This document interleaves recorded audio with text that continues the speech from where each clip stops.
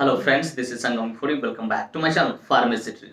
Friends, in this video I am going to talk about capsule Prostagard 8 mg या Prostagard 8 mg capsule. So friends, without wasting any more time, we should start the video.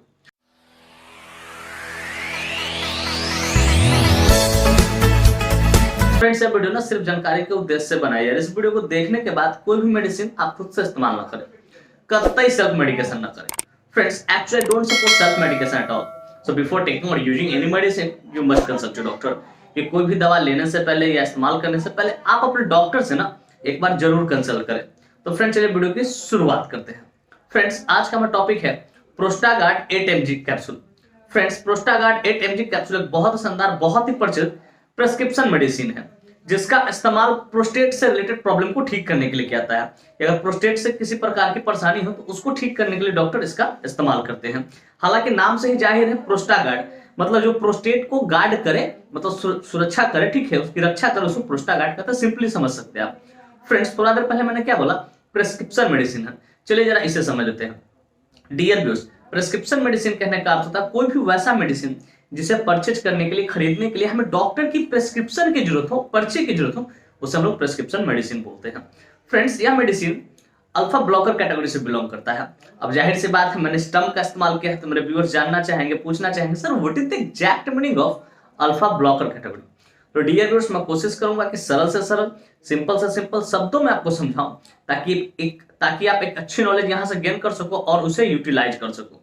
तो dear viewers, alpha blocker category कहने का अर्थ होता है कोई भी वैसा medicine, चाहे वो कैप्सूल फॉर्म में हो चाहे टैबलेट फॉर्म में हो, कि कोई भी वैसा मेडिसिन जो यूरेटर, ब्लैडर, यूरिनरी ब्लैडर को मसल के रिलैक्स करने का काम करता हो। जैसे ब्लैडर हो गया, यूरिनरी ब्लैडर हो गया, ठीक है, पेशाब का थैली जिसको बोल सकते हो, और यूरेटर हो गया, पेशाब का जो पाइप बोलते हैं रास्ता, ठीक है, वो उसके जो मसल होता है उसको जो रिलैक्स करने का काम करेगा उसे हम लोग क्या बोलते हैं, अल्फा ब्लॉकर कैटेगरी का मेडिसिन बोलते हैं। इवन मेंटेन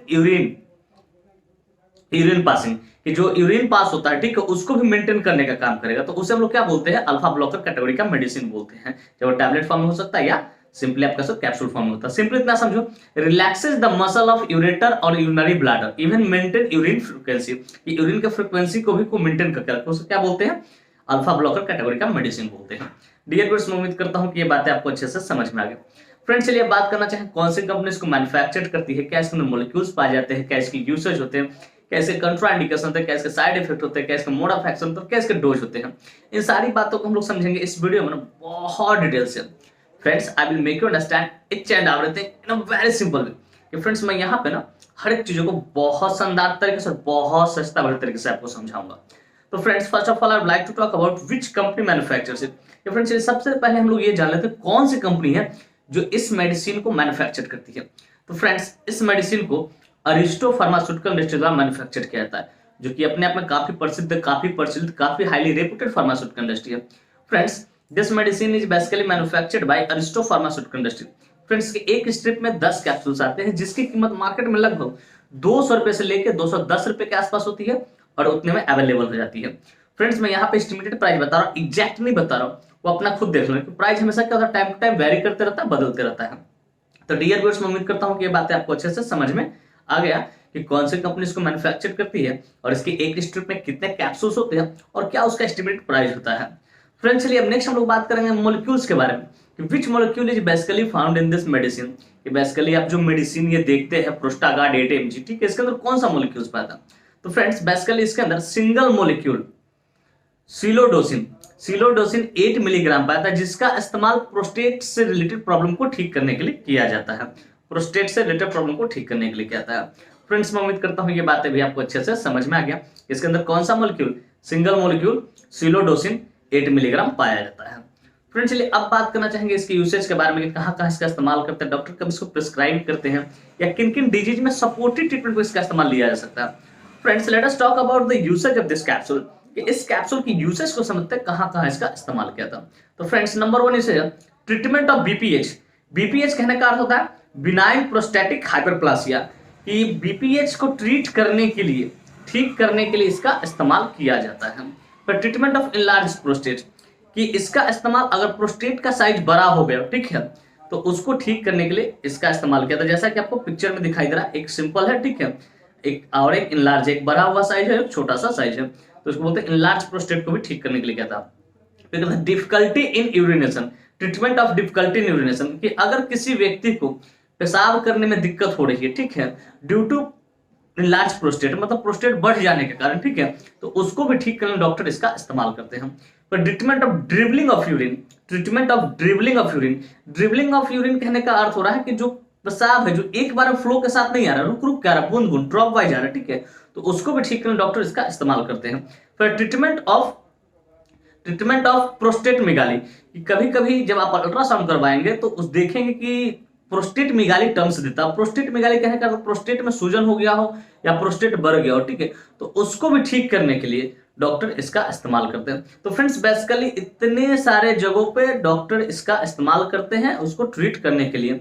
लेकिन एक बात मैं एग्जैक्ट बता दूं कि ये जो मेडिसिन है, ठीक है, वो प्रोस्टेट अगर बढ़ा हो तो उसके साइज को छोटा नहीं करता है। क्या करता है? साइज को छोटा नहीं करता, कंप्लीटली ट्रीट नहीं करता है, इस बात को याद रखें। और ये प्रोस्टेट की जो परेशानी है वो ज्यादा एजेड वाले पेशेंट में देखने को मिलते हैं, जिसकी एज 60 साल 50 साल से ऊपर हो, उसमें ज्यादा देखने को कॉम्प्लिकेशन मिलता है। तो सिंपली समझिए इसका इस्तेमाल प्रोस्टेट से रिलेटेड प्रॉब्लम को ठीक करने के लिए किया जाता है। तो फ्रेंड्स मैं उम्मीद करता हूं इसकी यूसेज आपको बढ़िया से समझ में आया, कहाँ इसका इस्तेमाल किया जाता है। सिंपली समझिए किसी का प्रोस्टेट बढ़ गया हो, पेशाब करने में दिक्कत हो रहा है, उसके बाद ड्रिबलिंग ऑफ यूरिन हो रहा है, प्रोस्टेट मिगाली है, लार्ज प्रोस्टेट है, उसको ठीक करने में डॉक्टर इसका इस्तेमाल करते हैं। तो फ्रेंड्स मैं उम्मीद करता हूं इसकी यूसेज आपको बढ़िया से समझ में कहाँ इसका इस्तेमाल किया जाता है।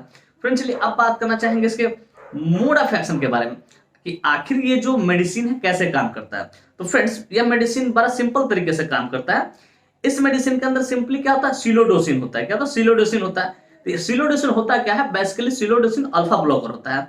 तो जैसे ही इस मेडिसिन को कोई पेशेंट लेता है, कोई व्यक्ति लेता है, ठीक है, तो कहता है this medicine relaxes the muscle of ureter, urinary bladder and even maintain urine flow. ये क्या करता है कि ये मेडिसिन लेने के बाद अगर कोई व्यक्ति ये मेडिसिन को लेता है तो होता क्या है, ये जो यूरिनरी ब्लैडर होता है, यूरेटर होता है, ठीक है, उसके मसल को क्या करता है, रिलैक्स करता है, चौड़ा कर देता है थोड़ा सा जगह। जो ब्लैडर का जो जगह था, ब्लैडर के नेक पे ही क्या होता है, आपको प्रोस्टेट होता है, तो उस ब्लैडर का जो नेक होता है, ठीक, उसको थोड़ा सा चौड़ा करता है कि यूरिन आउटपुट सही से हो सके। मतलब ये दो तरीके से काम करता है, एक तो यूरेटर को और ब्लैडर को, दोनों को क्या करता है, मसल के रिलैक्स करने का काम करता है, ठीक है। और साथ ही साथ ये क्या करता है कि ब्लैडर से जहां रास्ता खुलता है, ठीक है, यूरिन आउटपुट होने का, ठीक, उसके नली को थोड़ा सा चौड़ा कर देता है ताकि यूरिन आउटपुट सही से हो सके, यूरिन आउटपुट को भी मेंटेन करने का काम करता है। तो फ्रेंड्स मैं उम्मीद करता हूं इसको मोड ऑफ एक्शन भी आपको बढ़िया से समझ में आ गया। फ्रेंड्स चलिए अब बात करना चाहेंगे कंट्राइंडिकेशन के बारे में। Friends without knowing contraindication we should never ever administer any drug any medicine to anyone. बिना कंट्राइंडिकेशन जाने कभी भी किसी को भी कोई भी मेडिसिन हो एडमिनिस्टर नहीं करना, इसका परिणाम घातक हो सकता है। तो फ्रेंड्स नंबर 1 कंट्राइंडिकेशन अल्कोहल। अगर किसी व्यक्ति ने अल्कोहल कंज्यूम कर रखा है, ठीक है, तो उसको आपको नहीं देना है, या इस मेडिसिन को लेने के बाद अल्कोहल कंज्यूम नहीं करना। फिर कहता है प्रेग्नेंट लेडी, कि अगर कोई लेडी प्रेग्नेंट है, इन द फैमिली वे में है, मां बनने वाली है, उसको भी आपको नहीं देना है। फिर द ब्रेस्ट फीडिंग मदर, कि अगर कोई स्त्री अपने बच्चों को दूध पिलाती है, स्तनपान कराती है, तो उसको भी आपको नहीं देना। फिर द लीवर डिजीज और किडनी डिजीज, अगर कोई व्यक्ति लीवर डिजीज और किडनी डिजीज सफर करा तो उसको तो आपको और नहीं देना बिना डॉक्टर से कंसल्ट किए, क्योंकि डॉक्टर ही डिसाइड करेंगे सुटेबल डोज क्या होगा उस टाइप के पेशेंट के लिए।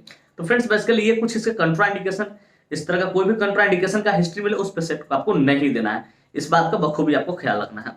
फ्रेंड्स मैं उम्मीद करता हूं कंट्राइंडिकेशन भी आपको बढ़िया से समझ में आ गया।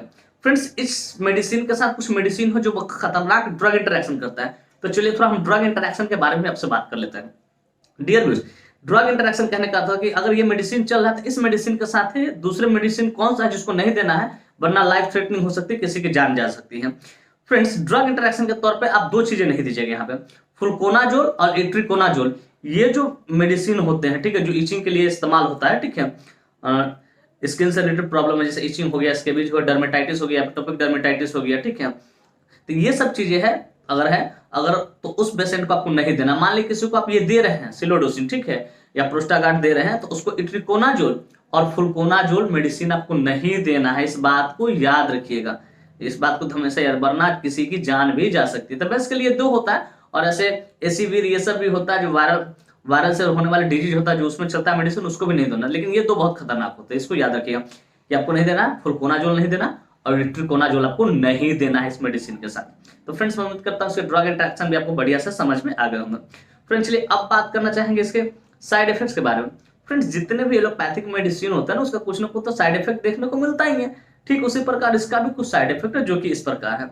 नंबर 1 है रेट्रोग्रेड इजैकुलेशन। ये बड़ा शानदार टर्म्स है, इसको समझिए आपको जानकारी मिलेगी।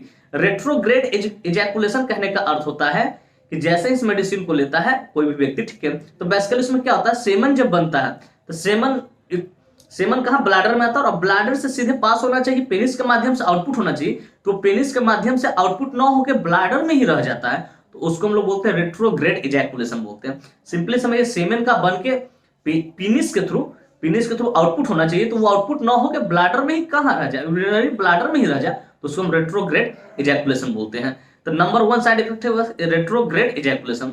दूसरा बोलते हैं डिजीनेस, हो सके आपको थोड़ा चक्कर आएगा। फिर कहते हैं हेडेक, आपका सर भी दुखे। फिर कहते हैं डायरिया, हो सके आपको डायरिया भी हो सकता है। फिर कहते हैं ऑर्थोस्टेटिक हाइपोटेंशन, कि ऑर्थोस्टेटिक हाइपोटेंशन कहने का अर्थ होता है कि अचानक बीपी का डाउन हो जाना। जैसे कोई व्यक्ति खड़ा हुआ दवा लेने का, अचानक से बीपी का डाउन हो जाना, तो ये सडन लॉस ऑफ या सडन लो बीपी, जैसे ही आप खड़ा हुए अचानक से बीपी धक से गिर जाना, तो इसको बोलते हैं ऑर्थोस्टेटिक हाइपोटेंशन बोलते हैं। तो ये भी हो सकता है।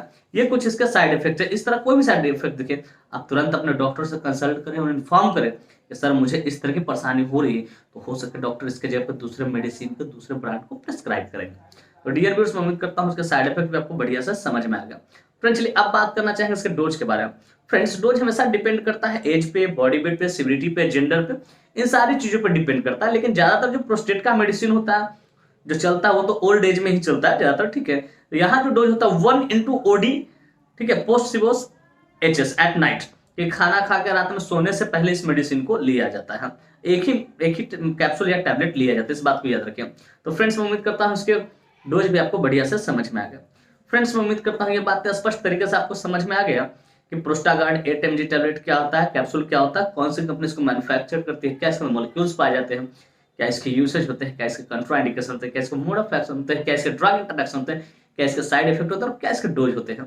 और साथ ही साथ मैं ये भी उम्मीद करता हूँ कि मेरी यह वीडियो काफी इन्फॉर्मेटिव, काफी इंटरेस्टिंग, काफी जबरदस्त लगी होगी आपको, और मेरे इस वीडियो से ना आप लोग बहुत कुछ सीखने को मिला होगा।